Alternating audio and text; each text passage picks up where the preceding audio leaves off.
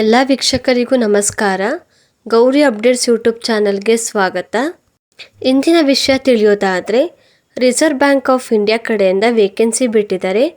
ಈ ಅರ್ಜಿ ಹಾಕೋದಕ್ಕೆ ಏನೇನೆಲ್ಲ ಕ್ವಾಲಿಫಿಕೇಷನ್ ಆಗಿರಬೇಕು, ಏಜ್ ಲಿಮಿಟ್ ಎಷ್ಟಾಗಿರಬೇಕು, ಹಾಗೆ ಸ್ಯಾಲ್ರಿ ಡೀಟೇಲ್ಸ್ ಏನು ಹೇಳಿದ್ದಾರೆ, ಯಾವ್ಯಾವ ಪೋಸ್ಟ್ಗೆ ಎಷ್ಟೆಷ್ಟು ವೇಕೆನ್ಸಿ ಬಿಟ್ಟಿದ್ದಾರೆ, ಯಾವ ರೀತಿ ಸೆಲೆಕ್ಷನ್ಸ್ ಮಾಡ್ತಾರೆ ಅಂತ ಈ ವಿಡಿಯೋ ಮುಖಾಂತರ ನಿಮಗೆ ಕಂಪ್ಲೀಟಾಗಿ ತಿಳಿಸ್ಕೊಡ್ತೀನಿ. ಇನ್ನೂ ಯಾರಾದರೂ ನಮ್ಮ ಚಾನಲ್ನ ಸಬ್ಸ್ಕ್ರೈಬ್ ಮಾಡದೆ ನೋಡ್ತಾ ಇದ್ದರೆ ಪ್ಲೀಸ್ ಸಬ್ಸ್ಕ್ರೈಬ್ ಮಾಡ್ಕೊಳ್ಳಿ. ಹಾಗೆ ಪಕ್ಕದಲ್ಲಿ ಕಾಣ್ತಿರೋ ಬೆಲ್ಲೈಕನ್ನು ಸಹ ಒತ್ತಿ. ನಾನು ಹಾಕೋ ಮುಂದೆ ಪ್ರತಿಯೊಂದು ವಿಡಿಯೋಗಳು ನಿಮಗೆ ನೋಟಿಫಿಕೇಷನ್ ಬರುತ್ತೆ. ಇಮಿಡಿಯೇಟಾಗಿ ನೀವು ಜಾಬ್ಗೆಲ್ಲ ಅಪ್ಲೈ ಮಾಡ್ಬೋದು. ಆರ್ಗನೈಸೇಷನ್ ನೇಮ್ ಬಂದು ರಿಸರ್ವ್ ಬ್ಯಾಂಕ್ ಆಫ್ ಇಂಡಿಯಾ ಕಡೆಯಿಂದ ವೇಕೆನ್ಸಿ ಬಿಟ್ಟಿರೋದು. ನಂಬರ್ ಆಫ್ ದ ಪೋಸ್ಟ್ ನೋಡೋದಾದರೆ 28 ಪೋಸ್ಟ್ ವೇಕೆನ್ಸಿ ಕರೆದಿದ್ದಾರೆ. ಜಾಬ್ ಲೊಕೇಶನ್ ಬಂದು ಆಲ್ ಓವರ್ ಇಂಡಿಯಾ ಇರುತ್ತೆ. ಪೋಸ್ಟ್ ನೇಮ್ ಬಂದು ಮ್ಯಾನೇಜರು ಹಾಗೆ ಲೀಗಲ್ ಆಫೀಸರ್ಗೆ ವೇಕೆನ್ಸಿ ಬಿಟ್ಟಿದ್ದಾರೆ. ಸ್ಯಾಲ್ರಿ ಬಂದು 62,500ದಿಂದ 1,41,600 ಗಂಟ ಹೇಳಿದ್ದಾರೆ. Reserve Bank of India vacancy details ತಿಳ್ಕೊಳ್ಳೋಣ. ಲೀಗಲ್ ಆಫೀಸರ್ಗೆ ಬಂದು 5 ಪೋಸ್ಟು, ಮ್ಯಾನೇಜರಲ್ಲಿ ಬಂದು ಟೆಕ್ನಿಕಲ್ಲು ಸಿವಿಲ್ಗೆ 6 ಪೋಸ್ಟು, ಮ್ಯಾನೇಜರ್ ಟೆಕ್ನಿಕಲ್ ಎಲೆಕ್ಟ್ರಿಕಲ್ಗೆ ಬಂದು 4 ಪೋಸ್ಟು, ಅಸಿಸ್ಟೆಂಟ್ ಮ್ಯಾನೇಜ್ ರಾಜ್ಭಾಷಾಗೆ ಬಂದು 3 post, assistant manager protocol and ಸೆಕ್ಯೂರಿಟಿಗೆ ಬಂದು 10 ಪೋಸ್ಟ್ ಬಿಟ್ಟಿದ್ದಾರೆ. ಟೋಟಲ್ ಆಗಿ ನೋಡೋದಾದರೆ 28 ಪೋಸ್ಟ್ ಬಿಟ್ಟಿರೋದು. Reserve Bank of India qualification ಡೀಟೇಲ್ಸ್ನ ತಿಳ್ಕೊಳ್ಳೋಣ. ಲೀಗಲ್ ಆಫೀಸರ್ಗೆ ಬಂದು ಡಿಗ್ರಿ ಇನ್ ಲಾ ಆಗಿರಬೇಕು, ಅಂದರೆ LLB ಆಗಿರೋರು ಅಪ್ಲೈ ಮಾಡ್ಬೋದು.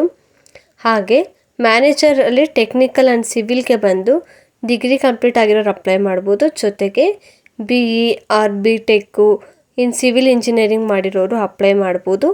ಮ್ಯಾನೇಜರ್ ಟೆಕ್ನಿಕಲ್ ಎಲೆಕ್ಟ್ರಿಕಲ್ಗೆ ಬಂದು degree plus BE or BTech in electrical ಮಾಡಿರೋರು ಅಪ್ಲೈ ಮಾಡ್ಬೋದು. ಅಸಿಸ್ಟೆಂಟ್ ಮ್ಯಾನೇಜರ್ ರಾಜ್ಭಾಷಾಗೆ ಬಂದು ಮಾಸ್ಟರ್ ಡಿಗ್ರಿ ಕಂಪ್ಲೀಟ್ ಆಗಿರಬೇಕಾಗಿರುತ್ತೆ. ಅಸಿಸ್ಟೆಂಟ್ ಮ್ಯಾನೇಜರ್ ಪ್ರೋಟೋಕಾಲ್ ಆ್ಯಂಡ್ ಸೆಕ್ಯೂರಿಟಿಗೆ ಬಂದು ಇಲ್ಲಿ RBI ನಾರ್ಮ್ಸ್ ಅಂತ ಮೆನ್ಷನ್ ಮಾಡಿದ್ದಾರೆ. RBI ಅಲ್ಲಿ ಬಂದು ಏಜ್ ಲಿಮಿಟು ಹಾಗೆ ಸ್ಯಾಲ್ರಿ ಡೀಟೇಲ್ಸ್ನ ತಿಳ್ಕೊಳ್ಳೋಣ. ಲೀಗಲ್ ಆಫೀಸರ್ಗೆ ಬಂದು 21ರಿಂದ 32 ವರ್ಷದೊಳಗಡೆ ಇರೋರು ಅಪ್ಲೈ ಮಾಡ್ಬೋದು. ಸ್ಯಾಲ್ರಿ ನೋಡೋದಾದರೆ 78,450ರಿಂದ 1,41,600 ಗಂಟ ಸ್ಯಾಲ್ರಿ ಹೇಳಿದ್ದಾರೆ. ಮ್ಯಾನೇಜರಲ್ಲಿ ಬಂದು ಟೆಕ್ನಿಕಲ್ಲು ಹಾಗೆ ಸಿವಿಲ್ಗೆ ಬಂದು 21ರಿಂದ 35 ವರ್ಷದೊಳಗಡೆ ಇರೋರು ಅಪ್ಲೈ ಮಾಡ್ಬೋದು. ಸ್ಯಾಲ್ರಿ ಬಂದು 8,450ರಿಂದ 1,41,600 ಗಂಟ ಹೇಳಿದ್ದಾರೆ. ಇನ್ನು ಮ್ಯಾನೇಜರ್ ಟೆಕ್ನಿಕಲ್ ಎಲೆಕ್ಟ್ರಿಕಲ್ಗೆ ಬಂದು ಏಜ್ ಲಿಮಿಟು 21ರಿಂದ 35 ವರ್ಷದೊಳಗಡೆ ಇರೋರು ಅಪ್ಲೈ ಮಾಡ್ಬೋದು. ಸ್ಯಾಲ್ರಿ ಬಂದು 78,450ರಿಂದ 1,41,600 ಗಂಟ ಹೇಳಿದ್ದಾರೆ. ಅಸಿಸ್ಟೆಂಟ್ ಮ್ಯಾನೇಜರ್ ರಾಜ್ಭಾಷಾಗೆ ಬಂದು ಏಜ್ ಲಿಮಿಟ್ 21ರಿಂದ 30 ವರ್ಷದೊಳಗಡೆ ಇರೋರು ಅಪ್ಲೈ ಮಾಡ್ಬೋದು. ಸ್ಯಾಲ್ರಿ ಬಂದು 62,500ದಿಂದ 1,26,100 ಗಂಟ ಹೇಳಿದ್ದಾರೆ. ಅಸಿಸ್ಟೆಂಟ್ ಮ್ಯಾನೇಜರ್ ಪ್ರೋಟೋಕಾಲ್ ಆ್ಯಂಡ್ ಸೆಕ್ಯೂರಿಟಿಗೆ ಬಂದು 25ರಿಂದ 40 ವರ್ಷದೊಳಗಡೆ ಇರೋರು ಅಪ್ಲೈ ಮಾಡ್ಬೋದು. ಸ್ಯಾಲ್ರಿ ಬಂದು 62,500ರಿಂದ 1,26,100 ಗಂಟ ಹೇಳಿದ್ದಾರೆ.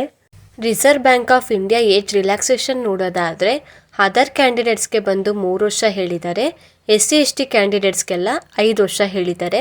Reserve Bank of India application details ನೋಡೋದಾದರೆ ಸ್ಟಾಫ್ ಕ್ಯಾಂಡಿಡೇಟ್ಸ್ಗೆಲ್ಲ ನಿಲ್ ಹೇಳಿದ್ದಾರೆ, ಯಾವುದೇ ರೀತಿ ಪೇಮೆಂಟ್ ಇರೋದಿಲ್ಲ. SC/ST PWPD ಕ್ಯಾಂಡಿಡೇಟ್ಸ್ಗೆಲ್ಲ 100 ರೂಪಾಯಿ ಹೇಳಿದ್ದಾರೆ. ಜರ್ನಲ್ಲು ಹಾಗೆ OBC EWS ಕ್ಯಾಂಡಿಡೇಟ್ಸ್ಗೆಲ್ಲ 600 ರೂಪಾಯಿ ಹೇಳಿದ್ದಾರೆ. ಅಪ್ಲಿಕೇಶನ್ ಪೇಮೆಂಟ್ ಬಂದು ನೀವು ಆನ್ಲೈನ್ ಮುಖಾಂತರನೇ ಪೇ ಮಾಡಬೇಕಾಗತ್ತೆ. ಇನ್ನು ಸೆಲೆಕ್ಷನ್ಸ್ ಯಾವ ರೀತಿ ಇರುತ್ತೆ ಅಂದರೆ ಆನ್ಲೈನ್ ಮುಖಾಂತರ ಎಕ್ಸಾಮಿನೇಷನ್ಸ್ ಇರುತ್ತೆ, ಇಲ್ಲ ಆಫ್ಲೈನ್ ಸಹ ಅವರು ಕಂಡಕ್ಟ್ ಮಾಡ್ಬೋದು. ಅದಾದ್ರ ಮೇಲೆ ನಿಮಗೆ ಇಂಟರ್ವ್ಯೂ ಸಹ ಇರುತ್ತೆ.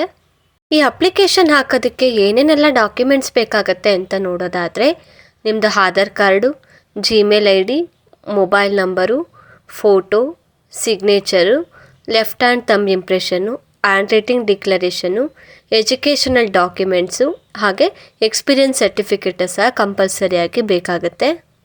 ಇನ್ನು ಇಂಪಾರ್ಟೆಂಟ್ ಡೇಟ್ ನೋಡೋದಾದರೆ ಅಪ್ಲಿಕೇಶನ್ ಸ್ಟಾರ್ಟಿಂಗ್ ಡೇಟ್ ಬಂದು 11 ಜುಲೈ 2025 ಆಗಿರುತ್ತೆ. ಅಪ್ಲಿಕೇಶನ್ ಲಾಸ್ಟ್ ಡೇಟ್ ಬಂದು 31 ಜುಲೈ 2025ಕ್ಕೆ ಲಾಸ್ಟ್ ಡೇಟ್ ಆಗುತ್ತೆ. ಇನ್ನು ಡೇಟ್ ಆಫ್ ಎಕ್ಸಾಮಿನೇಷನ್ನು ಕೂಡ ಮೆನ್ಷನ್ ಮಾಡಿದ್ದಾರೆ. 16 ಆಗಸ್ಟ್ 2025ಕ್ಕೆ ಎಕ್ಸಾಮು ಕೂಡ ಕಂಟೆಂಟ್ ಮಾಡ್ತಾರೆ. ಇಂಪಾರ್ಟೆಂಟ್ ಲಿಂಕ್ ನೋಡೋದಾದರೆ ಇಲ್ಲಿ RBI.org.inಗೆ ಹೋಗಿ ನೀವು ಆನ್ಲೈನ್ ಮುಖಾಂತರ ಅರ್ಜಿಯನ್ನು ಸಲ್ಲಿಸ್ಬೋದು. ಈ ಮಾಹಿತಿ ನಿಮಗೆ ಇಷ್ಟ ಆದರೆ ಪ್ಲೀಸ್ ಒಂದು ಲೈಕ್ ಮಾಡಿ, ಹಾಗೆ ನಮ್ಮ ಯೂಟ್ಯೂಬ್ ಚಾನಲ್ನು ಕೂಡ ಸಬ್ಸ್ಕ್ರೈಬ್ ಮಾಡ್ಕೊಳ್ಳಿ. ಇನ್ನೊಂದು ಮಾಹಿತಿ ಜೊತೆ ಮುಂದಿನ ವಿಡಿಯೋದಲ್ಲಿ ಸಿಗೋಣ.